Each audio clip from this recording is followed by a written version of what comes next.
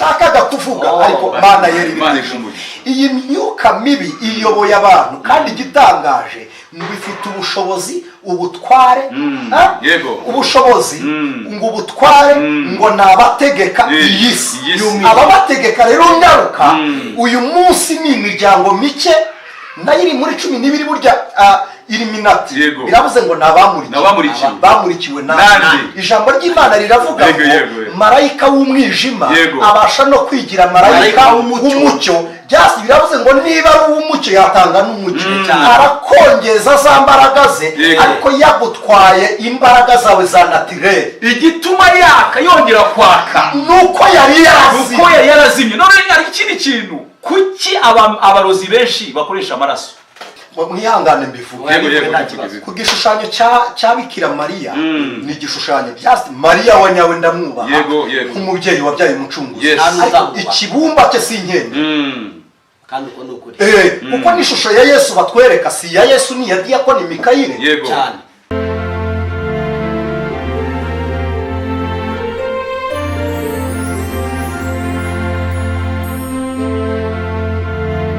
ntabwo ndi jyenyine rero uyu munsi ndi kumwe n'abavandimwe ntabwo nabita batumirwa kuko turahora cyane burya umuntu mutumira kuko ejo atazagaruka ariko burya abavandimwe igihe cyose muba muri kumwe abavandimwe birenze n'ubushuti burya inshuti zijya zishobora ko zatandukana ariko abavandimwe niyo bagize icyo bapfa barongera bakiyuka nabonye ubuvandimwe buruta ubushuti kuko nabonye abavandimwe barwana ariko hagize abaza kubakiza barihuza barwanya baje kubakiza kuko abavandimwe bashobora kugira ibyo bapfa ariko ntukabivange n'umunyarwanda yaravuze ngo nujya kubacira urubanza ujye urarama turabavandimwe rero ndi kumwe na mwene data arivuga ndi mukuru n'umuntu w'umugabo nitwa Dize Adamo ndanezerewe ko ndi kumwe na Reverend Pasteur urakoze cyane Adamu iburyo ibumoso ndi kumwe nitwa Anicet niyomugabo nejejwe n'Imana kubwa mwene data Adamo mwene data pastor n'abavandimwe sanzwe barumugisha uyu munsi rero bene data ndabakiriye ariko jewe ubu nashize ubundi riraryoha sinzi kera tutari twakize twajyaga dukora igitaramo cyo kwicupa bakakubwira ngo umuntu w'umugabo nkuko witwa niyomugabo ugahita babwira ati nibaguhirinde aha rero nawe uko nzabikontorora kuko niyo turi kuvuga ijambo ry'Imana Adamu we murabona yabitangiye ariko natwe ndatekereza ko hari uko turaza kumera bikagenda neza bigatungana bikaryoha muri ubwo buryo rero tubahaye ikaze bandi baho umugisha munyemerere mbere yuko tugira icyo tuvuga tubanze dusenga Imana Mwami Yesu turagushimiye ndagushimiye kubwa Anicet niyomugabo ndagushimiye kubwa Adamu ndizeye ikiganiro tugiye kuganira n'ikijambo ryawe ijambo ryawe ni rizima ijambo ryawe rirera ijambo ryawe riratungana ijambo ryawe rifite imbaraga ijambo ryawe ririyubatse kuko niwe mwubatsi wuzuye ubaka ibintu bigashyika twebwe natwe turasabye muri uyu mwanya ngo tuyobore mwuka w'Imana abe kuri twebwe atuyobore mu cyo tuvuga atuyobore mu byo tuganira maze umwuka wera ayobore amarangamutima yacu ayobore ibitekerezo byacu ayobore mu bice byose maze ubwo tuza gushyika ku musozo tugere ku ntego y'icyo washatse ko tuvuga uyu munsi urakoze kugize neza icyubahiro kibi cyawe mu izina rya Kristo Yesu amen muri ubwo buryo rero ntabwo genda ibuze kuba ngo nyoboye ikiganiro ahubwo turayoboranye turayoboranye hagira uza kuba ngo pastor ngo niwe uyoboye ikiganiro ya ndumva ashaka ko tuyobora kuko ninza kuzura umwuka wera ungarure nyaboneka niba urangarura niba uranyongerera komeze nushaka hanyuma Adamu nawe wowe ho Filipo azota hanyuma icyangombwa nuko uyu munsi isiyo y'Imana iragerwa bashimiye rero uyu mwanya ndagira impamvu navuze ngo tuyoborane uyu mwanya niwe ugiye kutuyobora Imana akegera hino kugira ngo nunaguruka utaza ataguruka ngo agende basi mugenda ndafata gukinyira murakoze abadukurikiye muri uyu mwanya ndagira ngo abari wowe uduha iri jambo dusomere hanyuma dufite topic dushaka kuganira isobanura inyenyeri ku nyenyeri ndagira ngo tuze kuvuga kuri iyi nyenyeri kandi tuyivuge neza. Abadukurikiye mutubabarire, turashaka gusobanura inyenyeri neza kuko hari uko abandi bayivuga cyangwa se bayivuze. Turashaka kongera, ntawe tuje kurwanya, nta n'uwo tuje kugira ngo duhangane, kuko inyenyeri nziza zimurika zirwanya. Thank you. Icyo nacyo uraza kukitubwira. Ariko dufite inyenyeri ziri kurwanya. Uraza kutubwira niba byaravuye mu mwuka we. Sawa. Rero turagira ngo twongereho kucyo bari bafite. None barushaho kongera ubumenyi, ariko umwuka we ndasabye ngo atuyobore muri ubwo buryo rero. Amen. Go ahead. Asante sana. Reka Anicet adusomere Matayo ibice byawo 2. Yego. Na pastor yabahareba. Matayo ibice byawo 2 ku murongo wa 1 kugeza ku wa 6. Haravuze ngo Yesu amaze kuvukira i Betelehemu mu gihugu cya Yuda ku ngoma y'umwami Herode, haza abanyabwenge baturutse burasirazuba. Hari abo bari baturutse bagiye Yerusalemu, barababaza bati umwami w'abayuda wavutse ari he? Icyo kintu titre ntabwo havutse umubebe usanzwe, havutse umwami. Uyu muntu yise umwami atari imingo, uruhinja. Umwami w'abayuda wavutse ari uruhinja. Kandi none igitangaje bari kubibariza mu y'undi wa Herode. Noneho ko twabonye inyenyeri. Twabonye iki? Inyenyeri. Ikimuranga ni iki? Ni inyenyeri. Kandi iyo nyenyeri ni turi iburasirazuba. Turi hehe? Turi iburasirazuba. Ifite ituruka. None tukaba tuje kumuramya. Tukaba tuje kugira gute? Kumuramya. Ese kuramya urabyumva ibyo ari byo? Kuramya. Ubundi umwami iyo bamuramutse araramya.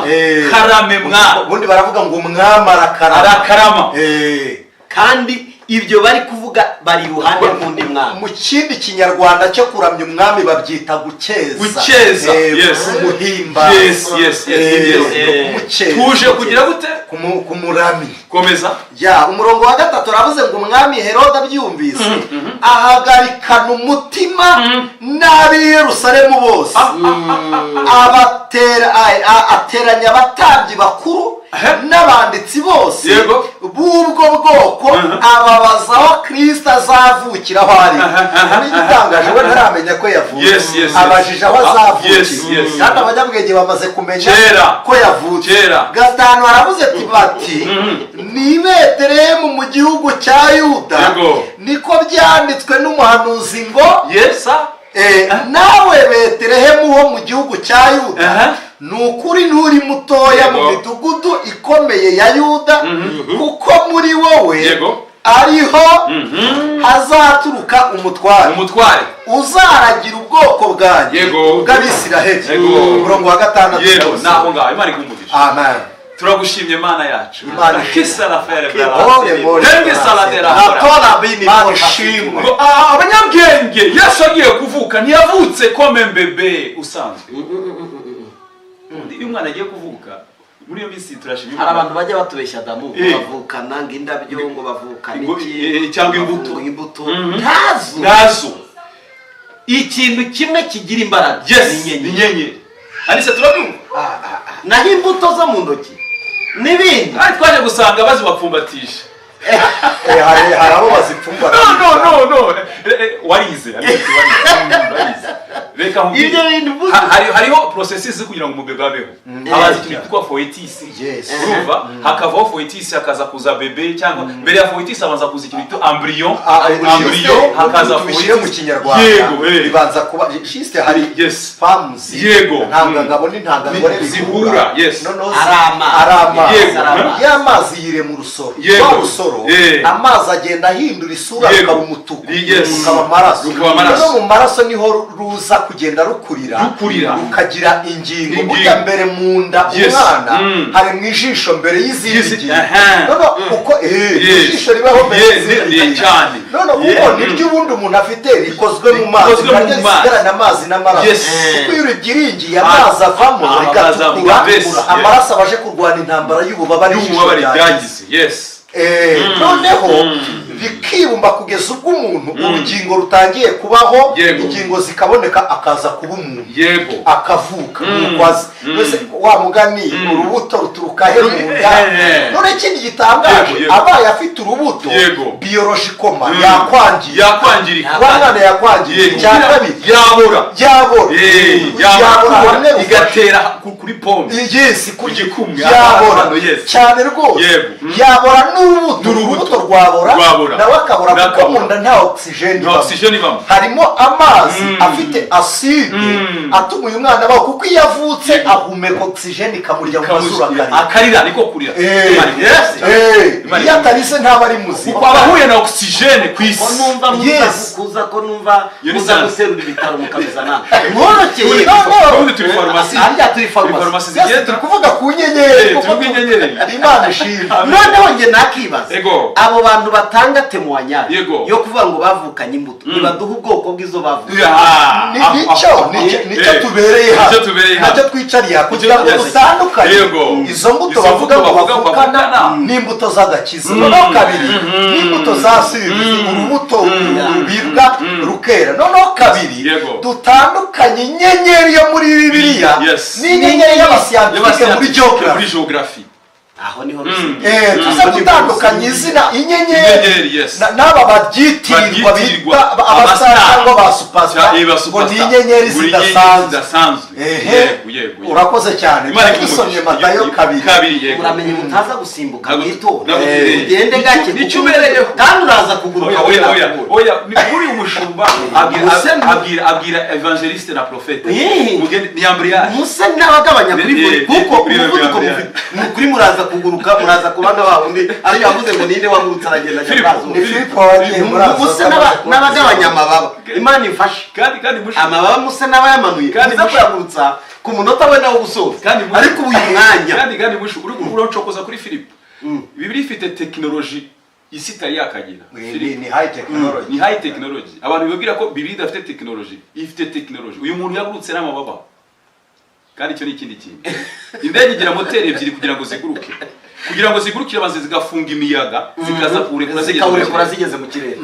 Urakoze. Noneho boroshye we mugabanisha, muze kurekura mugeze mu kirere. Reka turakomeje tukuvuga ku nyenyeri. Umuntu avuka ari inyenyeri. Impamvu umuntu avuka ari inyenyeri ni complete, umuntu aba yuzuye. Imana izana umuntu yuzuye for purpose, kuri mission Imana sending you. Izana umuntu yuzuye. Nigeze numva Anicet abivuga kubera intego. Imana ibuza umuntu mu bazima, mushakira mu bataravuka. Kubera iki mushakira mu bataravuka? Ni ukuvuga ngo za nyenyeri zaje zarazimye, muri bamwe bavutse inyenyeri zabo zarazimye, icyatsi indi nyenyeri cyaka. Imana ishimwe. Haleluya. Nicyo kintu wavuze uvuga kuri video ya mbere wigisha ngo Imana iyibonye ko inyenyeri zari zamaze kuzima, yashatse Mose kandi Aroni ariho, kandi Aroni ahari. Ubundi biratandukanye. Umwana w'ifura muri Israel yagombaga gufata iyo nyenyeri umutware. Ariko Imana yitegereje ibona Aroni azi kuvuga uburyoza bwe, ariko iravuga ati si inyenyeri yagagombye kwaka. Impamvu itamugiza Aroni ni ukubera iki?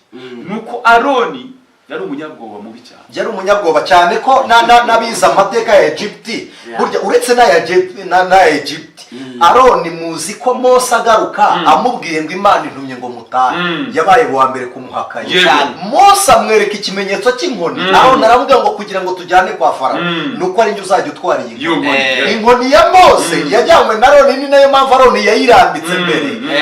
Inzoka z'abafarawo zije, Aroni ahita ajya inyuma ya Mose. Yari umunyabwoba, we wabizanye. Ikindi kintu cya kabiri wibuke Anicet na Reverend, ugiye nkunda kumwita Bishop n'inshuti yanjye. Mose muri absence ya Mose agiye kuvugana n'Imana. Nkunda abantu bavugana n'Imana, ariko birambiye ko Bishop uraza kutuvuganira. Reka mbabwire, nigeze mvugana n'umukobwa bwa mbere niga gutereta. Amen. Mari iminsi 2 ndasinzira. Udasinziriye. Kandi burya twivuga ngo twararyohewe, ariko bateza na stress. Singiye kuzivugaho, abawe nazo mwihangana. Ariko kuvugana n'Imana ntibitera stress. Nuko ngo Mose binagira n'ingaruka mbi. Mose ngo agiye ku musozi ngo aratinda, abanebwe bari aho hepfo babwira Aroni ati urabizi ati uzirabo bakoresheje byambabaje ngo wa wundi Mose wa wundi abaye wa wundi akoze ibitangaza 10 abantu bari bagirwa abaye wa wundi inyanja ari we yakubise inkoni inyanja abaye wa gacekamo kabiri muri minsi harimo abantu bavuga ati wa wundi revera pasteur ibye bimeze bite Anicet ibya Anicet abiri ati wa wundi Anicet yajyaga avuga Imana cyane ari he ariko inyenyeri yabo iba yarazimye ngo nuko icyo ashaka kuvuga Aroni impamvu atabaye inyenyeri ngo nuko baremera ikigirwamana uziki iyo uhushije inyenyeri urema ibigirwamana juste Imana yari izi kurambirwa kwa Aroni cyane no gutegereza kwa batandukanye cyane Yesu ashimwe cyane amen yakomeje avuga ngo Mose ngo yavutse muri famiye y'Abalewi wibuke ko Lewi ari umwana wa Yakobo kandi nawe ni umwana wa Isaka Isaka nawe umwana wa Aburahamu kandi mitangiriro utaza kucokoza Imana yasohoye Aburahamu imusohora mu iyerekwa yari afite agahinda avuga ngo igisonga nicyo kizansimbura igatwara ibyanjye Imana imwereka inyenyeri ngo abana bawe bazangana n'inyenyeri zo hari gatoya mbere yo gutaruka Imana iha Aburahamu yamuhaye amasezerano abiri yaramubwiye ngo urubyaro rwawe ruzabana n'umusenyi wo kubutaka ibyo ntibyatumye Aburahamu asohoka yarebeye hasi ariko hari isezerano rifite isumbwe rikuru umuntu aho ari akarihabwa ageza ahandi noneho bwa kabiri ritamworohera kurirebera aho ari ngo rarama urebe hejuru ngo niba inyenyeri zaba hari urwo bakompaye n'umusenyi urundi barukompara n'inyenyeri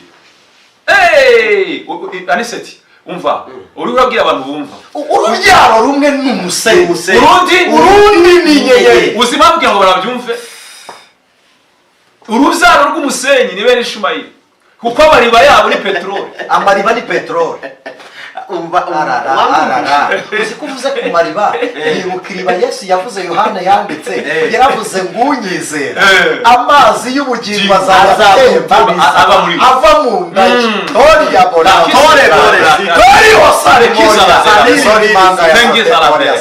urubyaro rwawe ruzaba umusenyi niyo impamvu ubona ibihugu byose bikoze byose bigoze Isiraheli byose bikungahaye kuri peteroli igitangaje igitangaje bikungahaye ubundi hari ibimenyetso bigaragaza ubukene mbere kimwe mu bintu bigaragaza ubukene ni intambara ariko byagize intambara nyinshi ariko bikomeza gukira none ikindi gitangaje mweneda uzi ko ahantu peteroli yavuye bwa mbere ni kwiriba muri Islam tubyita Zamzam niho Ishimayeli yari yicaye na nyina Hagari hamwe Imana yamubwiye ngo himbikira urebe iriba tukita Zamzam n'ikiriba ariko ara ni gitangaza urabyumva aho iramusohoye turavuga ijambo mutangira igice cyawo cya mbere ku murongo wa 16 Yesu ashimye cyane aravuga iryo jambo aravuga ngo reba hejuru rarama Pawulo aravuze neza ngo twege nabo tureba kubiboneka ahubwo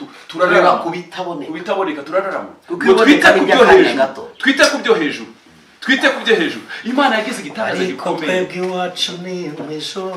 Imana yakoze ibintu bikomeye cyane plafo idukingirije igozwe n'ibintu bitatu plafo yo hejuru yadushyize hejuru ikozwe n'izuba ikozwe n'ukwezi ikozwe n'inyenyeri c'est tout plafo Imana yakoze iri hejuru yacu izuba ukwezi n'inyenyeri nibyo bikoze wibuke inzozi mwene Yakobo yarose za Yosefu za kabiri aho ndashaka ko ari revero uza kuhavuga cyane Anicet yaramubwira ngo narose ubwa mbere ngo narose mbona imiba yanyu ubwo twasaruraga byavugaga ngo iki gihe turiho tumeze nabi ariko hari igihe cy'isarura tuzatunda imiba nubwo turaburabuzwa dushyirwa n'abanyagihugu twasiramuye ku bwa mushiki wacu Dina nibo babakebye gukebwa ku mubiri kandi babyita kwera ko gukebwa n'ukwezi ndabukunda cyane Anicet ndabukunda cyane noneho ngo babunga imisozi myinshi ngo Yakobo abwira abahungu be aravuga ngo uburakari bwanjye ntibuzajyane namwe kuko mufite uburakari bugurumana butuma mwadukururira akaga kuko turi bake bo ni benshi abatubasanze ari amaboko menshi kuki mwakoze icyo cyaha baragenda ngo bamaze kugenda aravuga ngo nubwo turasitaragoringa ariko nagize iyerekwa ko hari igihe tuzasaba hari igihe tuzaba imiba hari igihe tuzatungisha abantu benshi muri twebwe Imana yavuzeho tuzaba abantu b'umumaro Yesu ubwoko bw'Abisirayeli buva mu Giputa Imana yababwiye ngo mwebwe muzambira amaronko amen amaronko y'Uwiteka kandi muri icyo gihe yari baryaga igihugu cyise ari iki gihugu cy'Abisirayeli cyabanje kuba ari icy'uwitwa Kanani abanyakanani cyari mu magambo abiri Bibiliya igivuga ngo cyari igihugu cy'ubukuna kandi koko reka kibi n'ubutayu wibuke Kanani yari yaravumwe mwene Nowa yavumwe na Nowa n'ubundi umunsi yagiye imbere ya se aho kugira ngo amwambi arasohoka ajya kubibwira bene se ngasanze arabimenya aravuga ngo we Kanani umva ubutaka ntibuzakwerere aramuvuma mushumba iki kiganiro turi kugisangira urabivuze ndabyibuka Nowa yavumye umuvumo uteye ubwoba uri kudukurikira Yeremiya yavuze mu maganya ye Nowa yabonywe n'umuhungu abyara ariko avuma ntiyavumye umuhungu abyara ahubwo yavumye umwuzukuru ubyarwa na wa muhungu yabonye mu yandi magambo nimvuma umwana wanjye akaba ikivume ubuvumwe bwe buzazana ingaruka kuri reka mvuma umwana we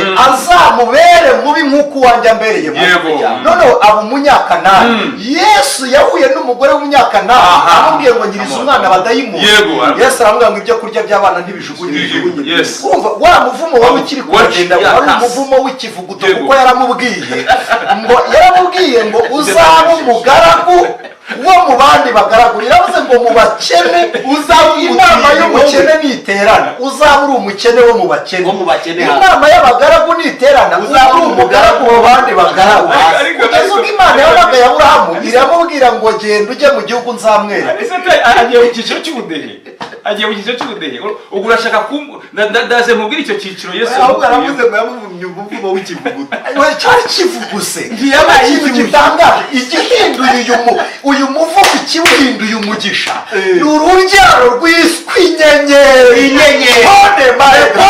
Imana iravuga ngo nzaguha urubyaro rumeze nk'inyenyeri nimugerayo aho hantu azera cy'ubukuna mu gihugu cy'ubutayu hazagera hacuza umwijima uzarasa inyenyeri Yesu yavuze ibuka ijambo Yesu yavuze ngo mu gice cya 3 yaravuze ngo abari batuye mu gihugu cye cyahe ngo cy'umwijima ndetse n'igicucu cy'urupfu babonye umucyo urumva umutima wanjye ugize agahinda nibuka ubwo mperuka muri Isiraheli mwavuze ijambo rikomeye ngo iyo umuntu atakaje inyenyeri arazima uyu munsi Isiraheli ni Kristo ni 2%.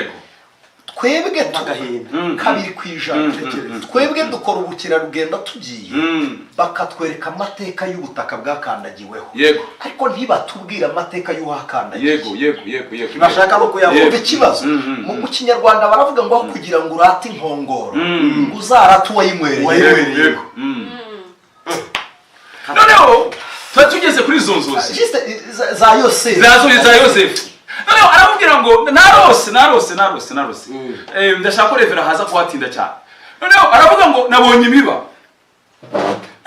Revera nabonye imiba dusarura ariko mbona imiba yanjye yose ngo nyikubita imbere Revera hari ikintu kimwe cyavuye ari ibintu bitatu ndashaka aho navuga nutajya ku nzozi za kabiri ndashaka ko ise yabwiye ngo iki icyambere bundi yarose mu bice bibiri ubwa mbere yarose imiba ya bene se ndashaka kuvuga ku muba kwa mbere no guturasha ku parti ya kabiri umuba wa mbere awubona izo nzozi za mbere ya bene se yikubise imbere ye nukuvuga ngo herekanaga ko aba bantu nubwo bazamuramya ariko bazasa naho bitwa ko ari umugisha kuko uwo muba yarawufite na bene se bawufite wari umuba w'ingano noneho iyabirago ubusigara wenda no kuvuga ngo inyenyeri izasumba yawe.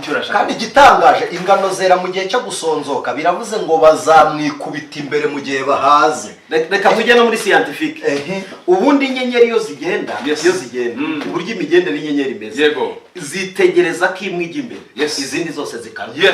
Niko buriya mu kirere zijya zigendera urakoze cyane. Iyo zikora uburyo bwo kugenda zitegura bwo kugenda kwa kundi zitondeka ntabwo zishobora gukora ikosa yo kugendera rimwe. Zitegereza ifashe ya mbere izindi zose zigakurikira. Buri nyenyeri ziba mu matsinda. Itsinda ry'inyenyeri rizengurutse cyangwa riri babyita systeme muri geography. Noneho hari ziri mu byiciro 12 je pense. No izi zigaragara turebeye mu byuma runaka telescope tuzita corps celeste. No zikagaragara ari galaxy zicanye akoze cyane.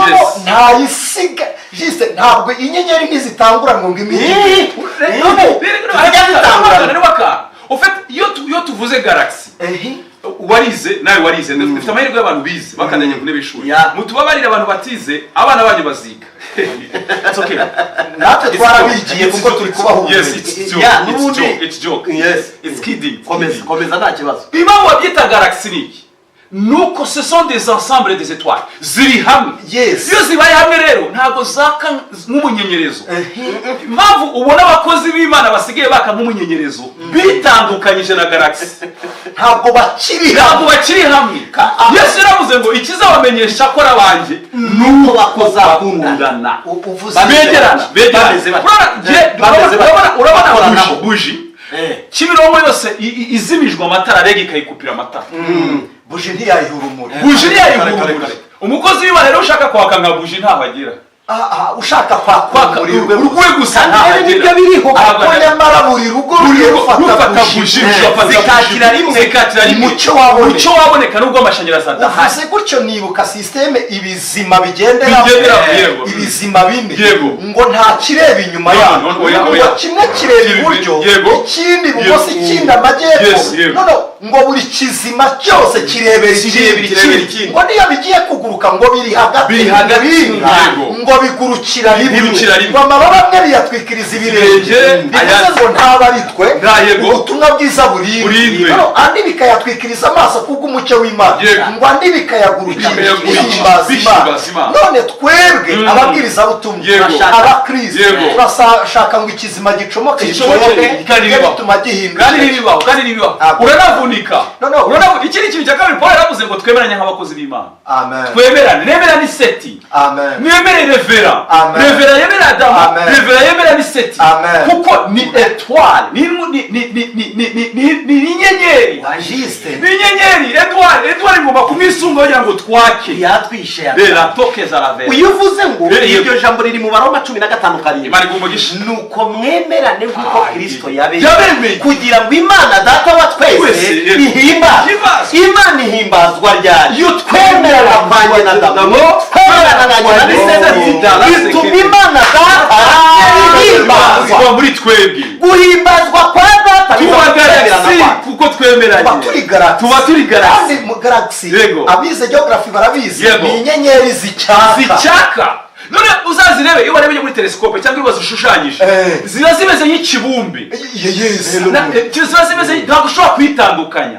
Muraza gutuma tuguru oya ntabwo turabona amatsinda y'inyenyeri z'ibihumbi sobanure kuri uriya mubanya ese yemwe ese muraza gutuma tugenda oya niyo mpamvu naguhariye kuri uwo sinzi wavuze ngo nyaboneka muze gushaka amazi hafi kuko abantu iyo bashyushye bageraho bakaguruka. Munyemerere uyu muba twawuvuzeho ariko ndashaka kuvuga n'inzozi za kabiri. Oya ntabwo uragiza kuri uwo muba kandi ikindi navuga ndashaka kuvuga ngo ise Yakobo yavuze ngo iki ise Yakobo akimara avuga ko uwo muba reka tubisome Itangiriro 37.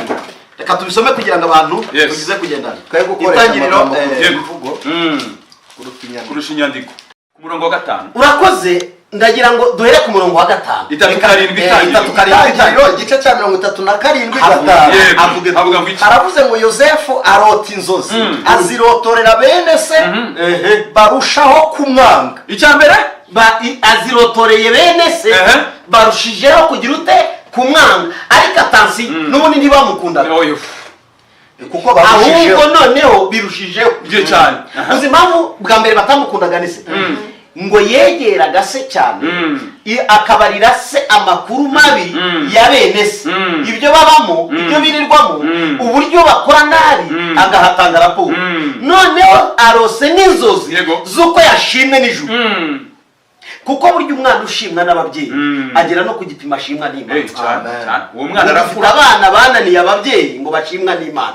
Uwo mwana agira gute ngo arakura? Uwo mwana arakura agwiza imbaraga z'umutima kandi ngo ashimwa n'iki? n'Imana ndetse n'abantu. Ibyo bivugwa kuri Samweli, bikavuga kuri Yesu, bikavuga kuri Pawulo. Na Yohana urakoze cyane.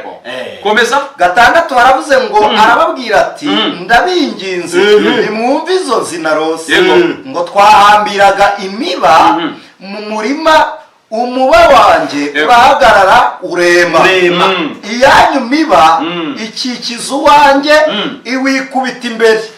Bene se baramubaza bati ni kuri wowe kuri wowe uzaba umwami wacu. Ni ikibazo bibajije, wowe uzaba umwami wacu. Baravuze ngo ni ukuri wowe uzaba umwami wacu. Aho kabazo reka tuvugishe ukuri. Ese ahantu bari Yosefu yari afite igihugu agiye kuyobora? Ntabwo byashoboka. Icyo ni cyo yibaze. Urumva ukuntu inyenyeri itangiye kutazana confusion? Inyenyeri buriya ni umwami. Niyo hantu bya jambo rigarutse. Niyo nashaka kugira inyenyeri ni umwami. Ni ukuri wowe uzaba umwami. Twabibonye n'abanyabwenge bajya kuramya umwami w'Abayuda. Ubundi aho yari atoranije. Byari biri inyenyeri nkuru. Yes. Izayobora izindi nyenyeri. None nabo barahishuriwe. N'abariwe nawe aravuga ngo kuko turi abami n'abatanzi. Izo nyenyeri. None hano harakomeje aravuga ngo ni ukuri wowe uzadutwara. Ngwizo nzozi se ngwizo nzozi ze n'ayo magambo ye ngo bituma birushaho kumwanga ngo yongera kurota izindi nzozi. Aho zaragera aho hantu havuye niho shaka akantu gatoya ushaka kuvugaho. Yego kimwe Imana ibanjije gutanga ubusobanuro bw'uruhererekane ruzaza. Kuko ubundi mu mategeko yabo y'Abayahudi bavugaga ko uwa mbere umwana w'imfura double portion uwo ni ugomba guhabwa iminani ibiri agahabwa umurage wo kwitwa mukuru agahabwa n'umurage wo kwitwa umuyobozi. Harya mu iwacu tubigita guki imfura juste niwe bahanga umukuru w'umuryango n'umunani utuye aheza buryo uhabwa. Niko rero bari babimenyereye. Imana yahindura uburyo. N'akandi kantu hari utuntu abanyarwanda babita cyane icyo bita isambu y'ingarigari. Sinari inkanga urakoze Imana ikumbe mugira. Urumva uwo muntu aricyo bita ingarigari. Noneho rero dore ikibazo bagize. Uyu muntu atangiye kuzana inzozi zerekana ko stili uburyo ibintu byari biyoboka bihinduka. Igitangaje ari kuzizana ari mwene ariko Yosefu yavukanaga na Benjamini gusa kuri Rasheli abandi baturukaga kuri Leya nico none igitangaje nibo bari abana ba mbere bakwiriye umunani. None kuko we yamurikiwe n'inyenyeri afite inyenyeri. Komeza refera.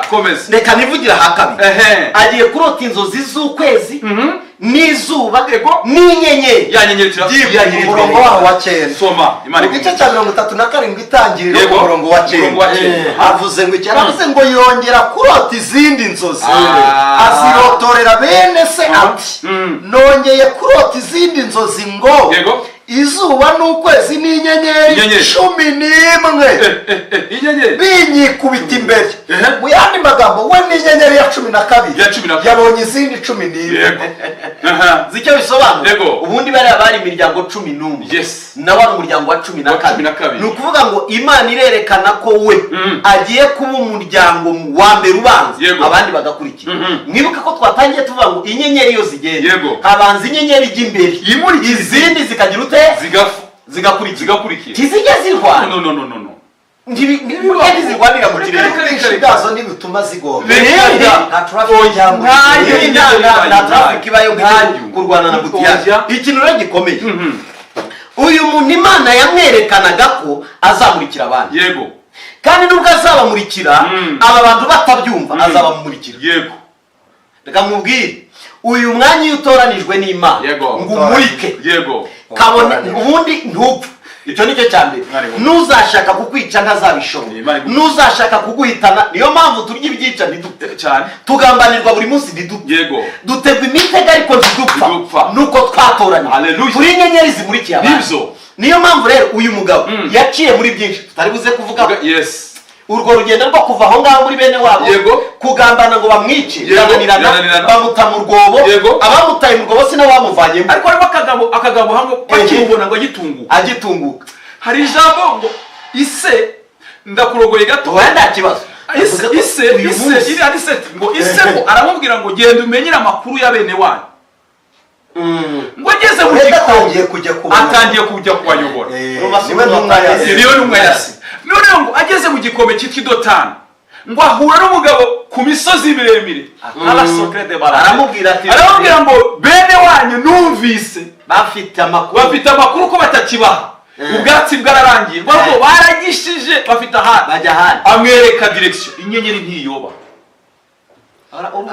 bivuze ko nyirayo niyo yayoba Imana imushyiriraho umuyobozi umugezaho imujyana inyenyeri ntiyoba ngo bahageze ngo bakimubona ku misozi bose ngo barakorana ariko wumva ukuntu inyenyeri iteza ikibazo mu bantu izi nzozi zirarangiye hashize iminsi myinshi kuko ntabwo byahise bikurikiraho hashize iminsi myinshi baravuga ati Karosi araje iryo jambo bavuze ese uki batavuze Yosefu none bari bayoboye izina rye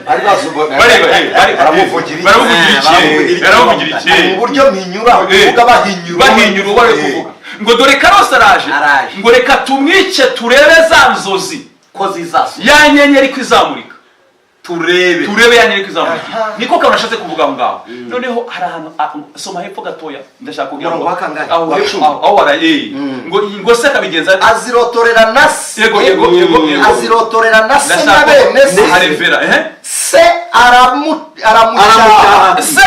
aramucyaha aramubuza ati izo nzozi ni inzozi ni ukuri nge na nyoko na bene so tuzaza twikubite hasi imbere yawe koko bene se bamugirira ishyari ariko se ajya yibuka ayo magambo abibera mu mutubwira ukana wowe umushumba theology weza amasomo menshi ntabwo ndi buze kubisobanuraho cyane kuko intego nyamukuru cyane ni inyenyeri ariko ikigaragara ise yari yasobanukiwe icyo Imana yavuganye n'uriya mwana nicyo nashakaga ise yarabimenye reka mbabwire ariko nabera nyina bahise hari ibintu bidahishwa hari ibintu bitajya bihishwa iyo utoranijwe mu bana Imana ikakwemeza ntibibi banga nguha urugero rwa bugufi nibyo umunsi Dawidi yagiye kwa Sawuli uburyo yacurangagamo Sawuli yarareba uburyo umwana yazimiragamo asimbuka ajya mu bicu yaramureba arangije ahamagara Yonatani ati witonde turi uyu tazagusimbura urabyumva si Imana ibwiye Sawuli ariko Sawuli afite amaso areba ahishurirwa aravuga ati wacyana we ntusimbukane n'uriya uriya arihariye muhamagaye nk'umucuranzi ariko namubonyemo ikindi nabibonye ikintu numvishije mwaho gitangaje ni uko Yosefu ntibari kurwanya Yosefu bari kumurwanya nk'inyenyeri noneho igitangaje aba bantu ndatangaye bagenzuye inzozi za Yosefu bamubona nk'inyenyeri bise nibuka amaze ngo muri Egiputa hima umwami utarigeze kumenya Yosefu ngo ariko nawe agirira igishyika Abisiraheli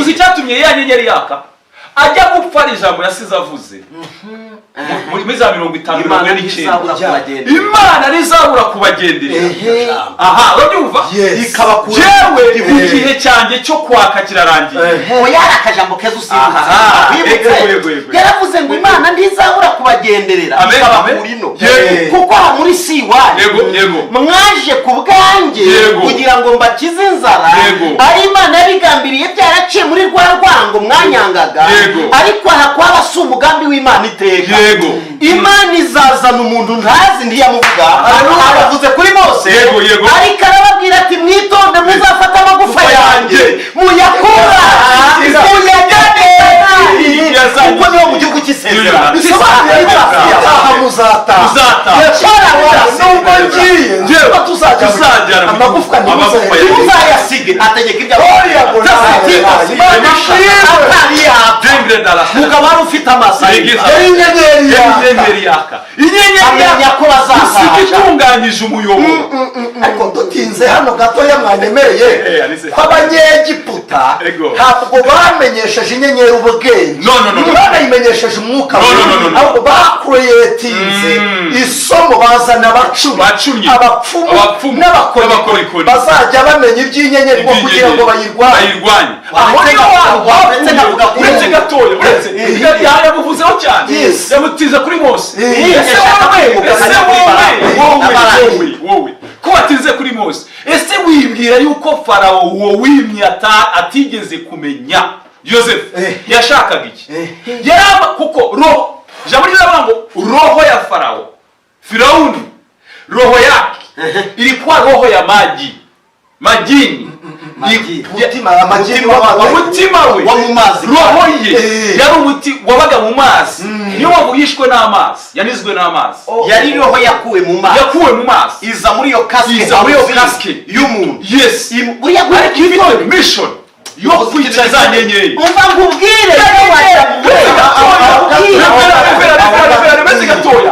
ni umutima wakuwe mu mazi w'ubugome wo kwica inyenyeri none igihe kiragera ngo nuko ngo bikonseye deba iraterana kabineti iraterana babarozi baraterana bose baravuga ngo bamaze kugwira inyenyeri ziragwa zabaye galaxy bari hamwe ubwo bari hamwe rero kandi reka nkubwire ntabwo bari disperse mu gifaransa kuvuga disperse ntabwo umwe aratuye Gosheni ngo undi ature hari Cairo no bari Gosheni niba mutatoka kuri galaxy bari hamwe bahuje umutima mu mwanya umwe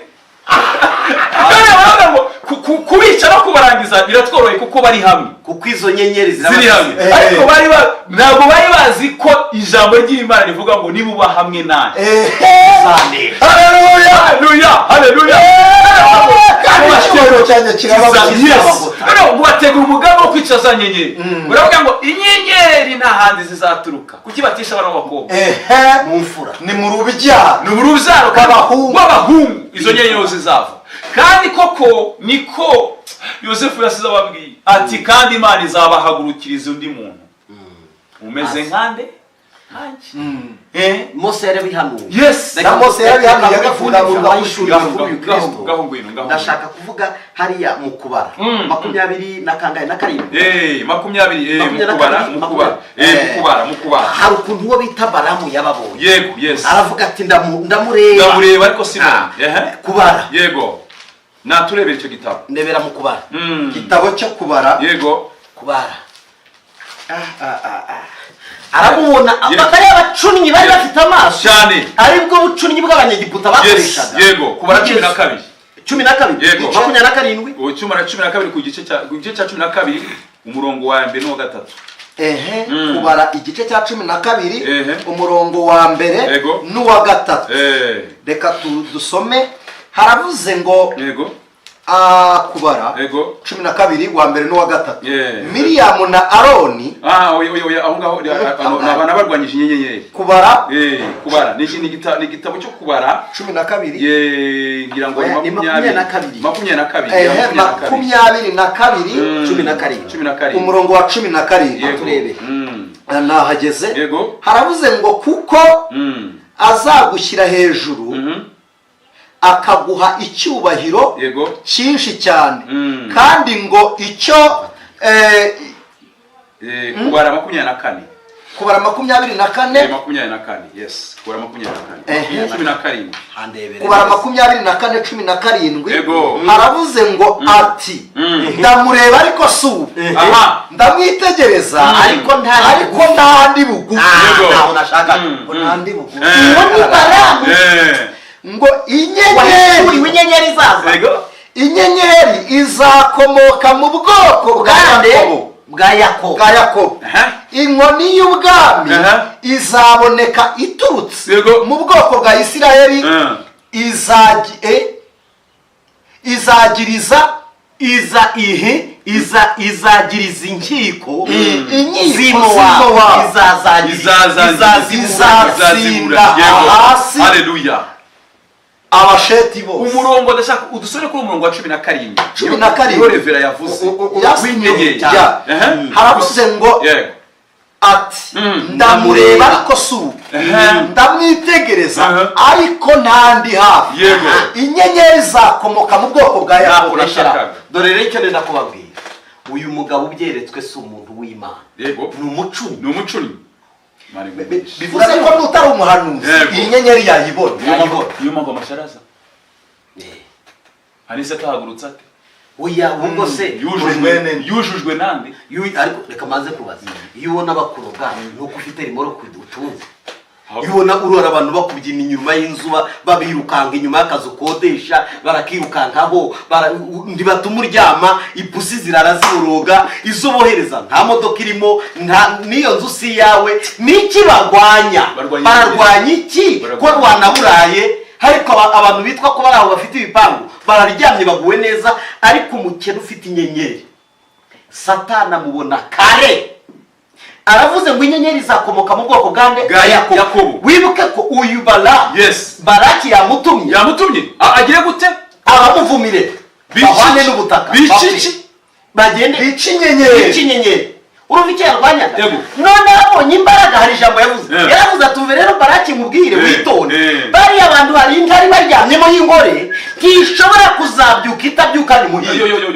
Kandi n'ubusanzwe intare y'ingore niyihiye. Yego niyihiga burya intare y'ingabo ntijya kumuhiga. Uzimamvu yabaje ku ntare nuko mu gice cya 50 itangiriro Yakobo agiye kuraga yavuze ku muryango wa Yuda, intare yo mu muryango wa Yuda. Yaravuze cyatangirira ndavuze amagambo. Soma 50 itangiriro 50 wumva umurage Yakobo ajya gupfa ya Yuda iyo yarafite. Niyo yabaje ku ntare ya Genesis chapter 50 udusome ku murongo aho yavuze kuri Yuda, agenda avuga abantu bose kuri Yuda mu mirage ni ku murongo wa 8. Yuda bene so bazagushima. Yego icyambere ukuboko kwawe kuzaba ku ijosi ry'abanzi bawe. Wumvise intare ifata he? Ni ku ijosi 58. Wigeze ubona intare ifata imbavu? 49:8. Sorry, ni 49:8. Yuda ni cyana cy'intare. Ni iki? Urazamutse mwana wawe uvuye mu muhigo. Wa muhigo barabu yagize gute? Yabonye yunamye abunda nk'intare, kandi nk'intare y'ingore. Barabu yavuze ngo abarimo ageze gute? Abundamye nk'intare y'ingore. Ari hehe? Ari mu bwoko bwe mu Bisirayeli. Komeza wumve. Umva hano ku murongo w'10. Ku murongo wa 9. Yunamye abunda nk'intare kandi nk'intare y'ingore. Ninde wayivumbura? Ingoni y'ubwami ntizava kuri Yuda. Ingoni y'ubutware ntizava hagati y'ibirenge bye nyirayo atarazi. Ya nyenyeri itaragira gute? Itariyasi. Ni Yesu iyo bavuga Yesu ngo azayoboza isiki inkoni y'icyuma. Nyirayo ntarazi. Unyemerere ndamureba ntago ari none. Umva mu murongo wa 22 uko bavuze Yosefu. Baravuze ngo Yosefu ishami ry'igiti cyera cyane. Ngo ishami ry'igiti cyera cyane kiri hagati y'isoko ngo n'amashami yacyo arenga inkike y'igihome. Igihome cyari cyarashyizweho n'inkike za Yerusalemu n'ahandi zijya mu Giputa. Ararenga. Ariko Anicet uzi ko hari igihe Anicet yavuze kunyigisha aravuga ngo ikiranga umuntu ahavuka ni ingobyi naho ikiranga aho arererwa uzi ko hari ahantu turi hatari iwacu hari ibiganza turimo ariko tutazasora ntuzi ko ibyo biganza byaridukanye umutwe bihimbi n'iki biramanuka urumva abuze ngo iki uyu mucunyi abantu bashobora ngo ariko se ko muvuze ko ari umucunyi byanditse reka turebe muri Yosuwa igice cya kangahe igice cya 6 kwiro niba nibyibuka neza ndebe nahageze igice cya 6 reka turebe neza Yosuwa ukuntu yabivuze 13 Yosuwa 13 reka twasome mu izina rya Yesu haranditswe ngo 22 13 yego haravuze ngo kandi Balamu mwene Bewori umucunyi wa wundi ya district ya nyenyeri w'umucunyi w'umucunyi bivuze ngo abantu ba detect inyenyeri hari dimension babamo ntabwo ari umurozi ubonetse wari reka nkubwire ni umucunyi ubasha gusoma inyenyeri yambwira Adamu mbaho ubuhamya bugufi no kuvuga ngo inshuro nyinshi iyo iyi myuka ya Illuminati ijya gukora reka tuyivugeho ibya Illuminati urabisobanukiwe nawe ndabizi kubisobanura cyane inshuro nyinshi ibi twita ngo star inyenyeri cyangwa se superstar yego ni inyenyeri bashishuye nizo bajimije bazabitwa karabana b'Imana baraje kuba bazakiriza kubapagani bazakiriza abandi ni nayo mpamvu uyu munsi ujya muri systeme ya satanike ya Illuminati bakakubwira ngo bakagwa kumenyekana bakagusaba igitambo uyu munsi dufite ubuhamya bisobanure neza n'inganda ziri gukora umuziki abantu bakaririmbisha amajwi ataba mwiza ariko tukayumva muri muzike zabo cya kabiri bari gukoresha imbaraga zitaboneka mu isi none bafite esprit ziri ni ibintu birenze imitekerereze yabo igitangaje bafashe za nyenyeri z'ubwoko bw'abana bazi ko inyenyeri muri kikagera kure ni nayo mpamvu ariko Mana yari iri mu ijuru kuko ubwabo kugira ngo inyenyeri zabo zake barabanza bazimye inyenyeri y'umwuka we none iyi nyenyeri yazimye ari nayo iri guha ubutwara bajya kuzimiza abandi ni inyenyeri yo mu ruturuturu yitwaga Satani Ezekiel yarayivuze iri kujya kuzimya inyenyeri kandi ikintu gitangaje mureke tubivuge uzi ko kugira ngo Satani azimye inyenyeri z'abari kwaka ari gukoresha icyitwa idini reka urugero hari akantu uvuze mbitandukanye buriya nta musivili warwanya umusirikare ntabwo bishobora reka yahera niyo yagira inzozi zo kujya mu ishyamba ariko ntiyagira inzozi zo gufata imbunda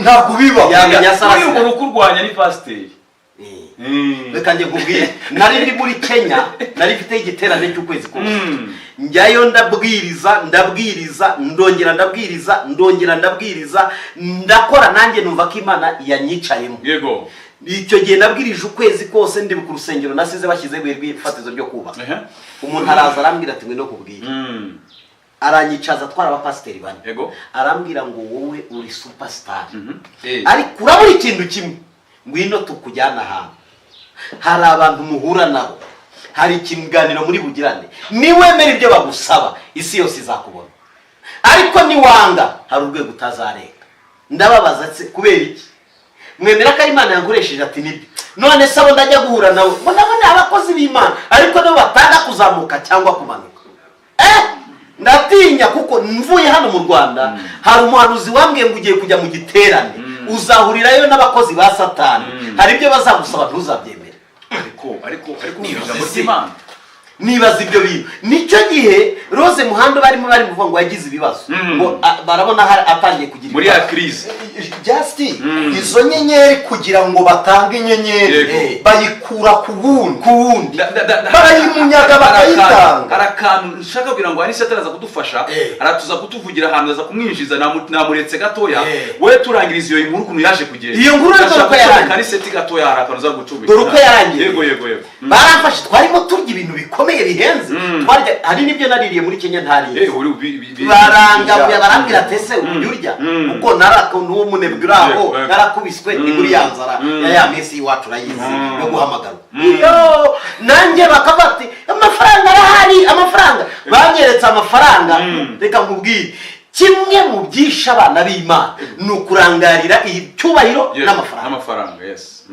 buryo ushobora kurwana urugamba rw'abagore n'abagabo ukarutsinda ariko urugamba rw'amafaranga ni icyubahiro kuko byaratwishe byisha abantu benshi araza barambwira ati amafaranga arahari uvuze iki cyisha abantu buri impfu z'abakozi b'Imana n'eshatu n'abagore cyangwa se n'amafaranga n'icyubahiro ibyo bintu abagore ni nacyo Baramu yabwiye Baraki yaramubwiye ngo muri bo ndabarebye nubwo mbonye inyenyeri yavuze ibintu bitatu yavuze abagore sibyo avuga inyama z'intonora mu biryo bihumanye bari bariho arangije aravuga ngo n'inzoga gusambana kurya ibiterekereshejwe n'inzoga ngo muri bo nta cyaha kibari nta bukoryi nta no kuraguza arangije aravuga ngo ntabwo twabatsinda reka tubatege abagore bambaye nabi Isirayeli wasohokaga mu nganda akajya guhaha ishitimu yazaga azanye maraya akaza azanye icupa ry'inzoga turi kudohorera abantu bakanywa inzoga tukavuga ko alcohol ikenewe mu mubiri iyo utaye ubwenge utekereza ibiri inyuma y'ubumuntu inyuma y'ubumuntu ni muri zone ya Satani none aho Imana ntikorera umuntu uri naturel uri natural mu kuremwa kw'Imana ni umuntu urinamo utaravangirwa na none nitwidroga turahita tujya mu isi yo kuganirizwa na wa wundi wazimije za nyine none bitume dutwarwa n'ahandi kugira ngo umujinya w'Imana uve muri iyi nkandi Feniyasi nuko yafashe icumu aritera umwisiraheli n'umunyamahanga bari barabanye Imana iravuga ngo uzimije uburakari bwawe ariko rero ukuntu abantu ari abagome ariko akantu ushaka gusohoka nta kibazo nagira ngo mbabwire uburyo uwo muntu yari agiye kunkubita ahantu kandi antwaje ibintu bibiri icyubahiro n'amafaranga kugira ngo umenyekane girana n'abo bantu gahunda muganira kugira ngo uzabone amafaranga girana ibiganiro n'abo bantu kuko umuhamagaro wawe uranga Imana irambwira ngo attention ngukoresha ntabwo hari izindi mbaraga wasabye waje uri muzima ibindi uri buze kujya gufata uragenda uri umurambo Imana iranganiriza mu ijoro uracya nababwira ngo no barandeba wajya ngo avuye mu Rwanda ikintu cyantangaje byasoje bandakariye kuruta kuko byari amahitamo yanjye niba usaba umuntu ibintu ari amahitamo ye ntabwo wakanira arakazwa n'iki kuva uwo munsi ntibongeye kumpamagara uzima bataguha n'uyu mwanya ntibarongera kuntumira kandi nasize dukize uzima bataguhamagaye pastor ndaje nigusobanurire gatoya urakoze cyane ari muri Kenya ari muri Tanzania ari muri Uganda ibyo bihugu tuzi twabayemo cyane nuko bari bamaze kubona inyenyeri yawe dimension iriho buriya mu rwego rwa eliminate bagira dimension bagira dimension niyo nashakaga gucomeka Anicet mu bintu byitwa amagini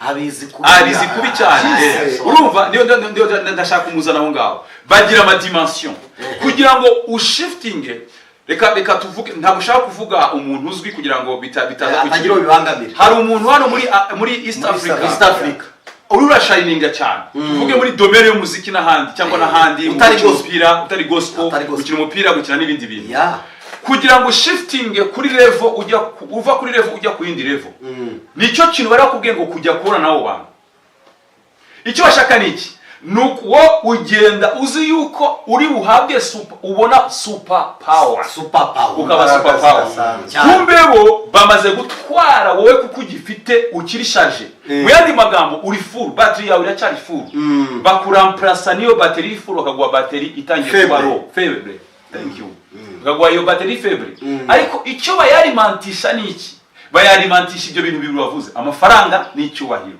umuntu akajya areba iduwari ibyo akora akabona ni out of law birava ni akanagiye kukubwira mutumishi bari bagiye kuguha ibintu bibiri ari byo by'ingenzi wavuze kuguha power n'amafaranga none bakagutwara inyenyeri yo gukiranuka no gutinya Imana muri wowe, ukabikirangirira nta gukiranuka, ariko nta gukiranuka, nta gutinya Imana.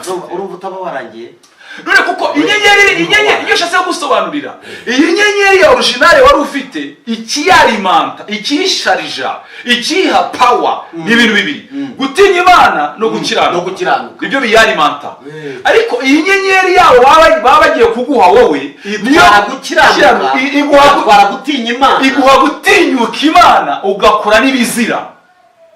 aha niho mu byahishura bavuga ngo nuko mbona maraya wicaye hejuru y'amazi, wasambanyije n'abami, ngo ni umusambane yaryamanye, ntabwo yaryamanye n'abaretwa, yaryamanye n'abacakara, yaryamanye n'abami. uyu yasindanye n'abami, niko byahishura bivuga. ariko urumva urwego yari ariho, urumva urwango twatangiye tuvuga ngo inyenyeri ni umwami, nawe uri umwami, uri umutambyi, barakubonye baravuze ngo ngwino tukwereka aho ujya gusambanira na maraya uyu utanga igirana amasezerano. kuki yicara hejuru y'amazi? isi yavuye he? ni mu mazi. ubutunzi bwinshi buri he? uzi ko buri ari diyama na zahabu zitaboneka ku butaka, ziboneka mu mazi. uzi ko 3/4 bikoze iki? bikoze isi ari amazi. umwana avukira hehe? ni mu mazi. igihe Imana yaremaga Adamu yari amazi. noneho umuntu akajya kwitegereza akavuga ati ariko muri Edward harimo ikintu cyavuyemo, ariko ibitangaza biracyahari. fake miracles yo nashaka kuvuga, kandi abantu benshi bakaguhururira bamara kuguhururira abantu bakavuga ati ariko ntawamenya, ariko umuntu akareba akavuga ati ariko ibi bintu ntabwo mbibona neza, nta jambo ry'Imana, nta buryohe bw'umwimerere. Aniseti yavuze akantu, nigeze kujya ahantu ntashatse kuvuga, navuze ko utavuga ku bantu. oya nta n'impamvu, ubutumwa bwiza ntabwo bushingiye ku bantu, ushobora kuvuga ibikorwa. ndeba iteraniro ukuntu ryari rimeze, ni mu Rwanda ahangaha ukuntu ryari rimeze, ndavuga ngo ariko Mana, kuri iteraniro mbona ririmo abantu basobanutse, ubundi iteraniro ribamo abantu basobanutse. hari iteraniro nagiyemo nsanga imodoka zihari, urumva no kuzicamo birakomeye. Aniseti arabizi, nawe tumaze kubwiriza ahantu henshi, ahantu hari smart, ibintu byose ubona ordone, biri ku murongo na protocol, aho ari ateye ubwo. None ndavuga ngo Mana, ese ko muri ibintu biryoshye bikaba bimeze gutya, hari ukundi ibintu bimeze gutyo? Imana iranyihorera, ntashyira nivuye muri icyo gitaramo, ntashye. Imana irambwira ngo biriya washimye reka nze ngubereke uko bimeze, umurongo wawo uko bimeze. nagiye kubona mbona agatuti, bavuga mazabao mu Giswahili, mbona agatuti karamunzwe, karashize, gategesheje amabuye, atari amabuye byiguze ya fondation wakubakije, nk'ibintu biva ku isima by'ibishonyi biteza ku gatuti, nabyo bigerekeranyije. Imana irambwira ngo dore uriya muntu nta mbaraga zo gufata igicaniro agifite. Ibindi bikurikiyeho mbivuze cyane havamo reka tubyihorere, reka tutire nk'iyanga. Icyo nakubwiye, umuntu akajya kureba akavuga ati uko nzi ari setting amenya na Edward, ibi bintu birigera gute, ariko dore cover itizaho amafaranga, kandi arakenewe. Nibyo mubwira, kandi arakenewe. Abantu babyitegereje, babirebye, babonye ko wamaze kuba imvangirwe, ariko kuko amafaranga bamaze kuyaguha, barakubona mu bintu bishashagira, barakubaha bitewe n'ibifatika ugezemo. Yo turashima Imana vraiment, ugatangira kugira icyubahiro cy'inyungu z'ibipfuye. Gatoya twunganirane. Imana igumugisha. Samusoni Imana yamubujije gukora kuntu, icyo ni cyane, imubuza kwiyogoshesha no kunywa ibisindisha. Yego. Ariko noneho yishe intare arayihakura, agarukana ibigwi bipfuye, aravuga ngo mu muryi havuyemo icyo kurya, none mu munyembaraga havamo uburyohe. Already yakoze mu ntumbi kandi atemerewe kuyikoramo, ariko azana ibyivugo, byise byamwishe, ariko nibigwa ari kwivuga, n'abandi basigarana amataje imodoka, dufite imodoka, abana beza, biga mu mashuri meza, dutuye aha, twicara dufite mvuye muri Amerika, abihakuye mu ntumbi y'intare. Muvuze ikintu gikomeye, ubwoko bw'Imana biteye agahinda kubona umuntu yirirwa aririmba iyo avuye nabo yirirwa asangira nabo inkoko nabo ngo yicarana nabo ngo n'amahoteli ngo n'ibiki gusa wowe ariko haraho twamurenganya ni inyenyeri yazimye ya numbi uraza kumbwira ko arayuriye ifiriti n'inyama ngewe narariye ibishyimbo cyangwa se izo mboga iranyubaka byazaho kugira ngo ese ubundi wamwariye wavuga aho wagaburiye aho kuvuga abo wariye wavuga aho wagaburiye hari n'abasigaye ngo murabona inkweto nambaye ngo muyirebe ngo nimuyifotore reka nkubwire yamburiyeho umukene wambaye gusa ugiye kwambara izindi niba wambaye neza it's fine ntacyo bitwaye ariko si ubutumwa bwiza no birakonta reka tubyemere ko kwambara neza bikonta natwe ntitwambaye nabi ariko si ubutumwa bwiza dufite ijambo ryo kuvuga dufite byinshi dufite ubuhamya burenze imyambaro burenze amazu burenze aho twagiye birenze aho twaciye dufite Kristo abangarazuba Imana igumugisha Imana ibamugisha none Anicet ndashaka Anicet yinjire hariya hantu kuko ndionda mu majini nizo nyenyeri avuga cyane kuri uyu mwuka uva mu mazi yes yaravuga ndabizi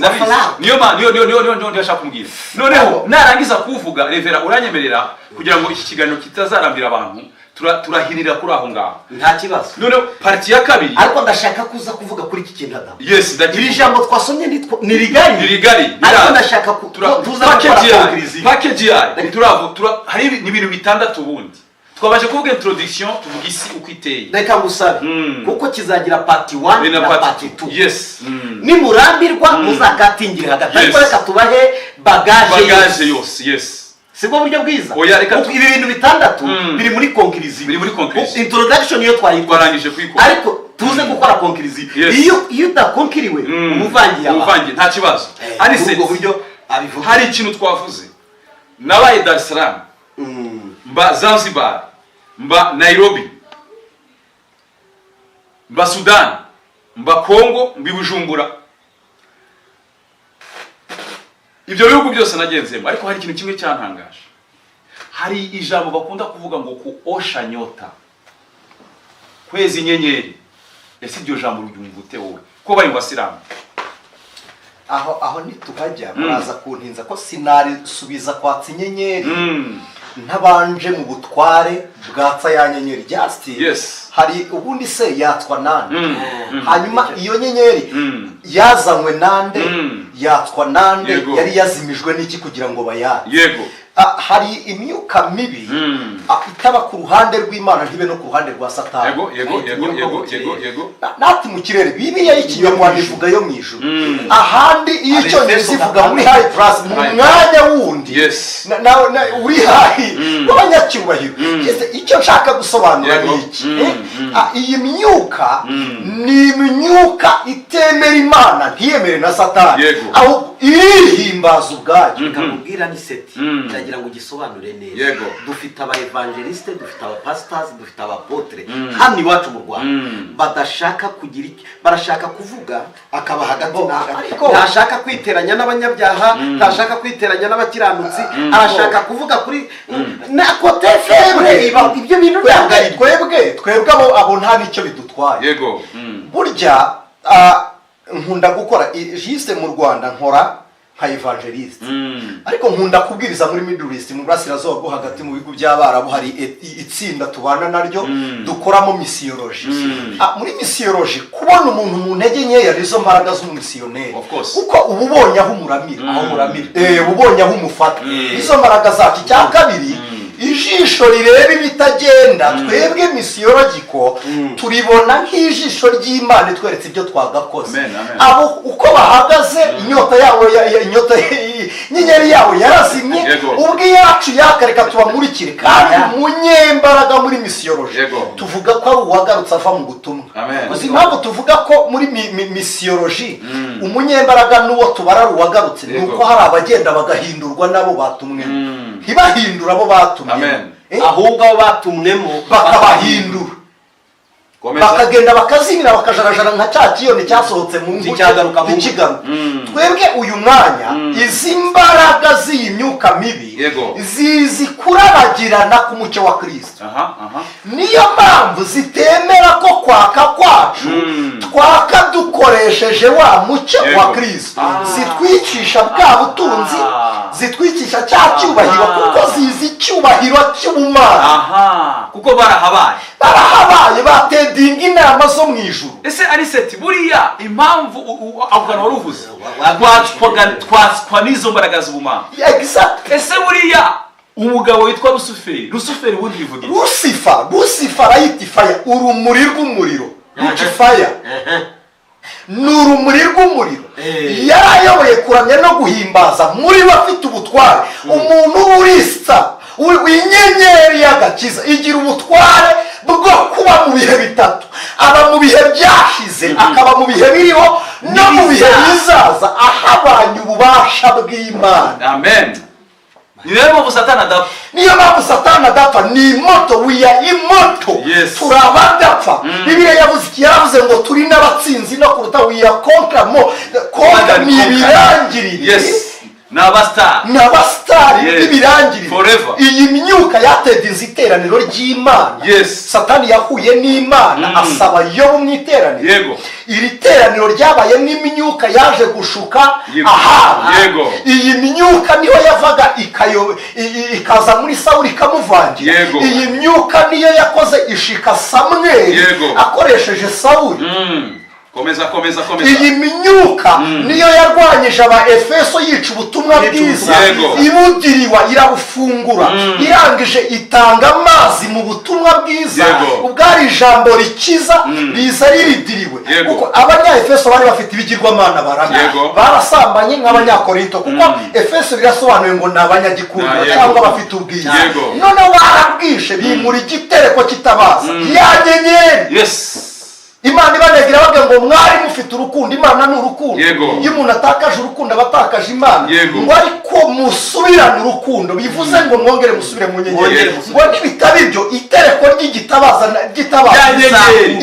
rizakurwa haryo nditereke ahandi. Mu yandi magambo bo barekuye inyenyeri, ariko inyenyeri iracyabafite. Mwibuke ko twanasomye ijambo abanyabwenge bajya kwa Herode, bo bataye inyenyeri ariko yo irabarindira. Basohotse yarongeye irabayobora. Baburizwa n'Imana mu nzozi gusubira aho Herode yari. Icyo nashakaga kuvuga, ariko Mana yari iyi myuka mibi iyoboye abantu, kandi igitangaje bifite ubushobozi, ubutware. Ubushobozi ngo ubutware ngo nabategeka iyi si. Ababategeka rero ngaruka uyu munsi ni imiryango mike nayo iri muri 12 burya Illuminati. Biravuze ngo bamurikiwe nande. Ijambo ry'Imana riravuga ngo marayika w'umwijima abasha no kwigira marayika w'umucyo. Byasi biravuze ngo niba ari uw'umucyo yatanga n'umucyo, arakongeza za mbaraga ze, ariko yagutwaye imbaraga zawe za naturel. Igituma yaka yongera kwaka nuko yari yarazimye. None ari ikindi kintu, kuki abarozi benshi bakoresha amaraso? Just amaraso n'ubugingo, avuga ubugingo. Niyo ubugingo nibwo bwaka. Ibyo bitambo biva amaraso. Na Kayini ntabwo yazize igitambo cy'injoro. Yazize gutamba igitambo kitava amaraso. Ariyo mpamvu Imana yadukirishije amaraso ya Kristo. Rega niko birava ngo uhereye kera kose, kugira ngo twongere kwaka hasabwa igitambo cy'amaraso gikongezwa. Uyu mwana kugira ngo twongere turasabwa kunywa amaraso ya Kristo. Yavuze ngo unywe amaraso niba utazagira inyota. Kubaho tumuritse ngo kuko muri umucyo w'isi. Ikindi igihe bakubitaga muri Egiputa, yarabwiye ngo ku nkomatanyirizo mushyiraho amaraso y'umwana w'intama. Niki gituma aba bantu bayoboye Kriste mwihangane mbivuga. Ku gishushanyo cya Bikira Mariya ni igishushanyo byasi Mariya wa nyawe ndamwubaha nk'umubyeyi wabyaye umucunguzi. Ikibumba cye sinkende. Kandi uko nukuri. Kuko n'ishusho ya Yesu batwereka si ya Yesu, ni ya Diakoni Mikayire cyane. burya nanjye sinjyanye. None ibyo baduha kuri Mariya bafite ibyiciro byinshi bamwerekana. Hari igihe bashyiraho inzoka hasi ibirenge, yari Imana bitaga Nehoshitani muri Isiraheli, cya gice cy'umuringa ya nzoka Mose yamanitse muri Iraka ya none niho Babuloni. Yari Imana bitaga Bali Maraduki, ariyo aku muri Middle East. Hanyuma mu Bagiriki ni Imana bita ngo ni Imana y'ubuzima, ari icuranye ni ya nzoka icuranye ku gakombe muri farumasi. Hanyuma indi bita Nehoshitani baravuga ngo ni igice cy'umuringa nini izengurutse ku nkoni. Bose baravuga ngo niyo Mana itanga ubuzima. Abandi bakayita Imana y'umucyo, Imana y'imbaraga. Abakuzimiza baraha baratushushanya kugira ngo tudasenga Imana y'ukuri. Na Pasika niho bazitandukanyiriza. Hari Paka, kuvuga Paka ni ibishyizwe hamwe byabaye byo mu isezerano rya kera. Pasika harimo iyo yo kwisakrifiya bya Kristo, sacrifice ya Kristo yo gutanga. None mu isezerano rya kera bayita Passover, kunyurwaho. Twebwe iyo Yesu atunyuraho twari kuguma. Yaje mu rupfu akora yererekanya rubasha, atuha ubuzima bwo muri we. Dufata ubuzima bwa Kristo arapfa tubaho, azutse tubanyeho nawe iteka. Ariko baratubwira ngo twanyuzweho. Icya kabiri, iyo abagira iki baravuga ngo ni passe odesi, gusimbutswa. Iyo dusimbutswa se ubundi ntituba twari kugumya turi imirambo. Gahunda ya Kristo ntabwo kwari ukuza ngo atunyure. Reka da, kwari ukuza ngo niki gitumye apfa. Byari bishoboka ko yaducungura adapfuye, ariko apfuye kugira ngo ahure n'abari mu rufu. None ariho na ya nyenyeri yakigaragara, kuki apfuye izuba rikabura. Niwe mucyo w'isi. Umucyo barawishe, niyo mpamvu ubwira kabiri bwaje. Ariko bamwe bibaye umwijima ku bari mwisi, ariko ku bari barishe wowe babonye umucyo. Ibuka iyo usomye Matayo 27:54 ngo ako kanya ngo habaho ubwira kabiri. So batangira ngo ako kanya ngo hazaho igishyitsi. Amarimba aranyeganyega. Niyo dutandukanira. Hari amadini nge nzabivugaho, ntabwo nshaka kubivugaho nonaha, ariko nzavuga hari amadini yakuriwe tinze kugira ngo bapfukirane ubutumwa, batwikira inyenyeri. None bazana liturujia na metodoloji zabo kugira ngo kuri kumwuka kukirane, kandi abo nabo batanga ubutware. None niba bamwe tugenda dutandukanira nabo ku rupfu rwa Kristo, nk'ubu uvuze abatemwe de Jehova, izuka ryabaye ibituro bikinguka, bamwe bakabonekera abandi muri Yerusalemu. Temwe de Jehova ntibyemera, na Biranamu ntabwo ibyemera, none Isilamu nayo ntibyemera, na Roma ibyemera gato. None n'igice cy'abasadukayo ntabwo cyemeraga umuzuko. None abo batemeraga umuzuko nibo bakereye baragenda barishyura abantu bamamaza ko Yesu atazutse. Yes, ahubwo bagerageze biti umurambo bawibye. None kimwe muri ibyo abo bamaze kuvuga ngo umurambo barawibye, nibo babujije kubwira abantu iby'umuzuko wa Kristo. Bigaruka muri Efeso batangira kutemera kuzuka. Seretusi aravuga ngo ntabwo yari umuntu w'umubiri, ngo niyo mpamvu atongeye kugaragara. Yohana bandikira urwandiko rwa mbere yarwandikiye Abaefeso, yarababwiye ngo uwo amaboko yacu yakozeho, amaso yacu akamureba. Niwe tubabwira. Reka mbabwire, Yesu turi kuvuga hano kuri duhumurizanye divi, ntabwo ari Yesu w'i Nazareti.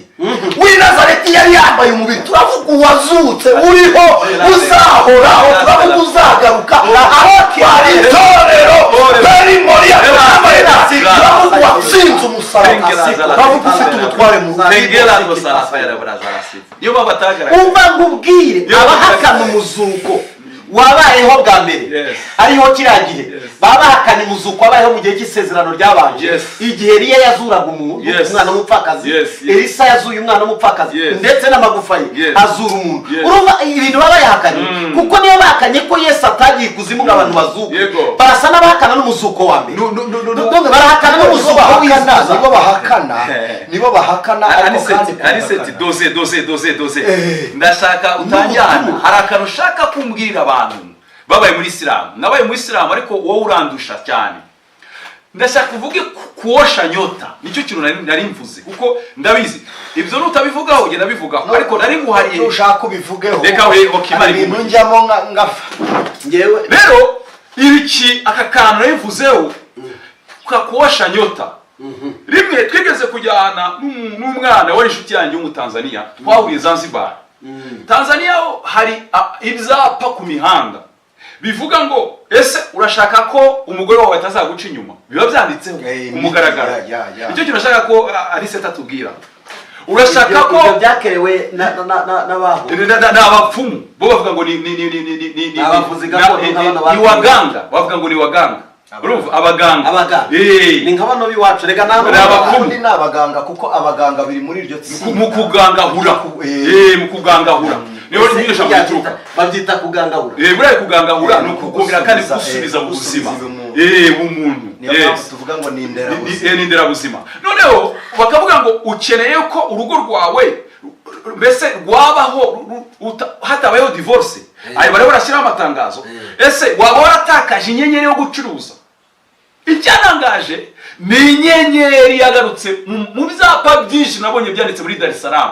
Hagiye hagarukamo ngo inyenyeri yo gucuruza. Ubwo hariho n'inyenyeri yo kubaka urugo cyane, hariho n'inyenyeri yo kubyara, hariho n'inyenyeri. Niyo mpamvu nakubwiye ngo abo bantu turabwira wowe ntabwo uri umuntu usanzwe, uri inyenyeri. Nizima nukuvuga ngo uzaba uri ikiretwa cy'inyenyeri. Reka nkubwire umunsi Kanumba apfa muri Tanzania yana n'impari. Urabyibutse? Ndabyibutse. Sobanura urupfu rwa Kanumba. Umuntu wese iyo ubimenye tumenye imikorere ya Satani. Kanumba bamusabye igitambo cyo gutanga nyina kugira ngo yake yongereho. Bari abantu bose niba barakubwiye ngo kuosha nyota, izi kontra zo kuba umustar zigira igihe ki determine kikarangira. Kuko Satani azi yuko anytime inyenyeri yarakoresha yazibye. Uri umujura, niyo mpamvu umujura adatunga. Ibyo yibya birya vuba kugira ngo nibajya kumushaka kumusopa bazasange ntabyo. Subira mwije. Bazasange ntabyo afite atazabe. Ubu nijiye mu nzu ya Revera. Nkaba ndi umujura. Ariko siyo titre yanjye. N'urugero ntazi. Naze kubwira Revera na Anicet. Reka byishyireho. Nkatwara flat screen nabonyemo hano. Ya 40 na kangahe. Ndahitwara. Nzi ko atari yanjye. Ngomba kuyigurisha vuba kugira ngo batayifatana. Kuko icyo nyeneye ndabizi ko nazayitunga mu nzu yanjye. Nyeneye amafaranga ava muri flat screen. Kuko amafaranga aroroshye kuyatwara kurusha uko natwara flat screen. Satani rero ni umujura. Ni umujura mu mazina yiwe qualifié. C'est un docteur dans tous les métiers. Ni umujura. Ni umujura. Ni umunyazi. Ni umunyazi. Ni umwicanyi. Urumva uko bimeze? Umujura karitagira amayera agira nuko ibyo telefone yakwibye ntayo musangana. Kandi bazigurisha make. Impamvu bazigurisha make suko ayobeye kuyitunga. Ariko ariko nibaza kuyidetecta baraza kuyifatana ntarayijye mu mafaranga. Ayo wamuha yose arayatwara. Yesu ashimwe cyane. Abastare rero nabo niyo mpamvu uzasanga bakora ibintu bimeze nk'iby'ubwiyahuzi. Ugasanga umuntu araryama n'abagore 100. Ararashaka kugira ngo mu gihe cye agikoresha no gusahura. Ararya ubusore nk'uburangiye. Imana igumugisha.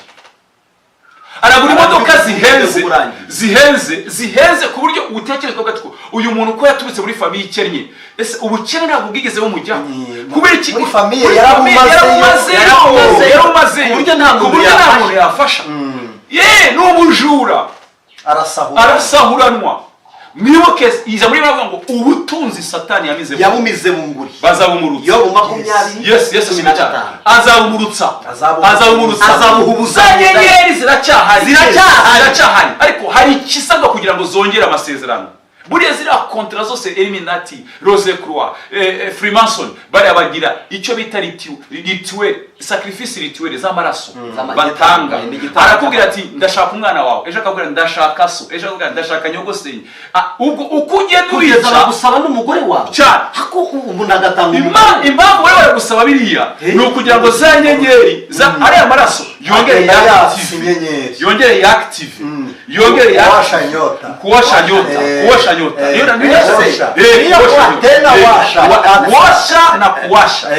tunawasha kuko tumena amaraso niko twatse. noneho Kanumba niho twari tuvuzeho araka agera ku buryo bukomeye cyane. Noneho bamusaba igitambo cya nyina. Jewe wapfa nari impari muri Tanzania, nari ahantu bita Buguruni, wari igihugu cyose bavuga Magufuli. Kanumba yarapfuye, isi ya Tanzania kwa Kiswahili iranyeganyega, kwa Kiswahili wanasema ardhi isi iranyeganyega, umva ko hapfuye umuntu. Kandi ikintu cyambabaje bene bari abantu iyo bapfuye, ikintu kibabaje cyane abantu muri muradukurikirana, ntago bapfuye igihe cyabo kigeze, barakenyuka barakinduka. Iri jambo rirakennye, gukenyuka no gukinduka rirakennye. Mwisi y'umwuka baba bagihari ari bazima, baba bishwe uruhagaze, bapfuye bagiye bica umubiri, ubugingo bwabo bukajya gukoreshwa mu buretwa, nabwo bagaruka muri esprit yo kongera kuzimya inyenyeri z'abandi. Niyo mpamvu nashakaga ko akantu barakura hari bategereje. Urabona ijambo ry'Imana riravuga ngo ijambo ry'Imana Yesu aravuze ngo ndababwira ukuri ko mwege mudakwiye gutinya umuntu wica umubiri ariko adashobora kwica ubugingo, ahubwo mutinya umubiri akica n'ubugingo. Uwica umubiri akica n'ubugingo ninde? Ni Imana yonyine. Imana ifite ligne du temps. Iyo tuvuze ligne du temps tujye muri histoire, antiquité, moyen âge, époque contemporaine. Imana izigiye cyawe utaraza, izigiye cyawe uriho, izigiye cyawe uzamara. Ibyo biri gukora bitatu. Kanumba rero aracyariho, ategereje igihe Imana yavuze ko azapfira ubugingo bwe bugapfa. Mubanze ko n'intumbi ye yegerwa. Barayirinze cyane. Kuko abahanga burya dufite abahanga bazi kumenya ngo umuntu yapfa. Abacuri barabizi ko uriya muntu bamureba. Ikintu cyabayeho ni iki rero, amaze kwanga gutamba igitambo cya nyina, baramubwiye ngo ibyo twari kuguha byose ibyo ugezeho byose bidusubize. Yagiye kureba umucungaji, umupasiteri yitwa Ngwajima. Uyu munsi rero akora muri Dar es Salaam. Yaramubwiye ngo Kanumba kora ibintu bigera kuri bitatu. Ngwajima yamubwiye ibintu bitatu. Yaramubwiye ngo Kanumba usiwe na wasiwasi na usiwe na hofu. Ndashaka kugira ibintu bitatu. Kimwe, fata ubutunzi baguhaye bwose ubasubize. Kingine, ukili Yesu kama mfalme na mwokozi wa maisha yako. Uokoke, wemere wakire Yesu Kristo nk'umwami w'ubugingo bwawe. Ikindi kintu cya gatatu cya nyuma, ugende waturire nyoko mama wawe ibyo wakoze byose n'ibyari bigiye kumuhitana byose. Ibyo bintu byose uragirana isezerano rikuvana mu budayimoni rikujyana mu bugingo buhoraho. Amen. Yaravuze ngo ibi bintu bibiri nabikora, ariko kimwe sinakireka, cyo gusubiza ubutunzi bwose sinabusubiza. Kwagukunda nibyo wavuze, icyubahiro ntashaka gusubira hasi. Kandi koko yarakomeye. Niwe muntu wazamuye sinema ya Tanzania ku nanjye reka nivuge, naramukurikiraga ngakorwaho. Urumva? Ariko ibinkoraho sinarinzi yo. Noneho Ngwajima abwira Kanumba umutima uranga, arongera kandi aramusubira ati nta bundi buryo wanyingingiramo Imana nkakomeza ubutunzi nkabugumana nkarokoka. Ntabwo ati no, ati ibi wahawe bizakurikiranwa mpaka. Erega burya mu mufitanye connection. Nakagozi ka. Noneho ikintu cyabayeho, bateguye umwana witwa Ruru. Elizabeth Ruru urupfu bavuze Kanumba yapfuyemo ngo yaramusunitse ngo akubita ubwonko ku gikuta ngo arapfa. Ni ikinyoma. Ariko ni ikinyoma. Ni ya couverture bambitse. Igifuniko bambitse cyo nashaka kuvuga we. Igihe kirageze ibyo noneho. Ariko mbere yaho gato se nashaka kuvuga ntaravuga ku rupfu rwe. Kanumba yamaze kubona yuko ibintu biri serious. Babaze kumutelefona amubwira ngo wowe niba wanze gutanga mama wawe, wowe ubwawe witamba y'igitambo. Kandi ntabwo turi buguhe. Buriya hari step ebyiri zo kwitamba y'igitambo. Hari ubwo uvuga ngo ibyo byose muzambwira gukora nzabikora. Iyo ni indahiro iba muri Freemasons cyangwa Illuminati, ugiye kwinjira mu yindi degree. Ibyo muzambwira byose gutamba nzabitamba. aho anamabanga akomeye iyo tuvuze harimo n'abaperezida bari muri ibyo bice bamena amaraso mu bihugu cyane bamara kuyamena abantu ukagira ngo ni ibiki. Hari agatsinda ka 6 muri Satisfield Church of Satan bafitemo kitwa to reduce people, tugabanya abaturage. Yes. To reduce juste kugira ngo ubone umuturage no gufata umutware. Yes. Noneho ikintu cyabayeho, noneho aravuga ngo nanjye ubwo mumbwiye ibyo singishoboye, nanjye ngiye gushyira hanze amabanga yanyu yose. Nibwo yasohoye filime yitwa Kingdom of Devil. Niyo yanyuma. Kirabo ni nayo yanyuma. Niyo yanyuma. Iyi rero maze kuyikina, uzareba abantu badukurikiye bashobora kuba ari muri Tanzania. Reka mubwire address ya Freemason ahaniri. Iri muri Tanzania locally ahantu hari. Na Zanzibar ahaniri. Nge narahageze. Ibyo mvuga ntago niba ngo nahaye Anicet yanyuma, Anicet akatingofu ngekaranye nkomerezeho. Ahantu mujye mubona Dar es Salaam hari akagabo k'agasirikare kafite imbunda mu karompu agastati gahari. Iriya stati. No kuvuga ngo kuri iriya stati umuntu ari Dar es Salaam imbere hari Azam amato bafata bambuka bajya Zanzibar. Imbere gatoya hari na daraja ya basi za kwenda mjini Dar es Salaam. Iburyo hari igorofa rya Benjamin Mkapa. Ibumoso hari club yitwa Birkanas. Iri bumoso.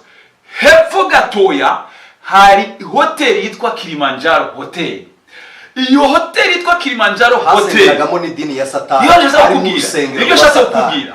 Aho rero niho iyo ubundi ntago Illuminati Freemason ivuga ngo ni eglise, bayita lodge. Aho basengera bahita niba uzumva bavuga ngo Grand Lodge. Niba wumvira ijambo Grand Lodge uzashiraho akamenyetso, naho Illuminati na Freemason basengera. Aho kuri iyo hotel yitwa Kilimanjaro Hotel, inyuma wambuka umuhanda, ubukase mu muhanda utambitse gutya, hari ahantu bandika inzu yitwa Freemason Hall. Urumva uko bimeze ngwishe. Berekana 1917 ngira ngo nibwo ari cyo gihe yatangiye. Ariko yatangiye muri Dar es Salaam. Amaze igihe kinini. Urumva uko bimeze. Abantu baramenya Freemason ariko yaje mu 1900 icyo gihe muri Dar es Salaam.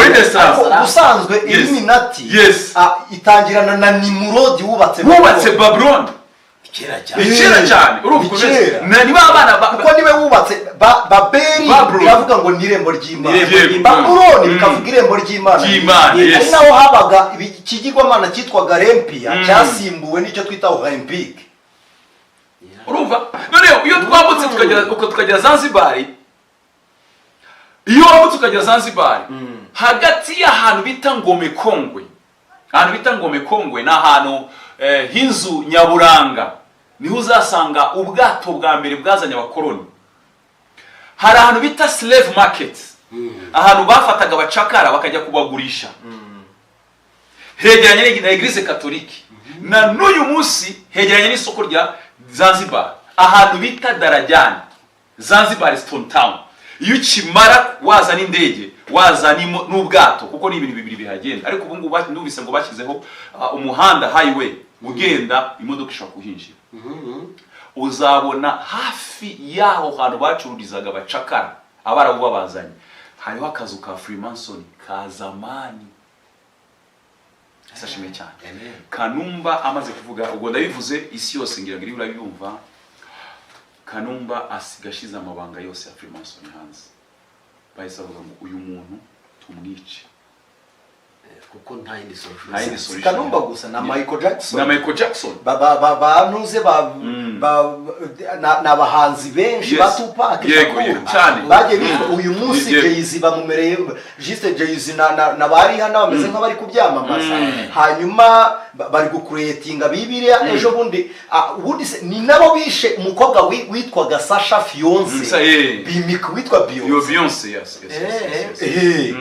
Bari abanyamideli juste bigenda bikorana n'ubuhererekane bw'ukuntu. Ariko icyo twariho tuvuga inyenyeri bazimije iracyaka muri bamwe kandi kwaka kw'inyenyeri ya Kristo birazimya izindi zero.